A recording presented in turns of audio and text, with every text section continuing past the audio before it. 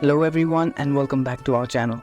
In today's video, I'm going to show you how to add fade in Lightroom. If you're new to Lightroom and you don't know how to add fade in your photos, I'm going to show you an easy hack to do it. So without any further ado, let's get into it. At first, open the Lightroom app on your phone. Now, choose the photo that you want to edit.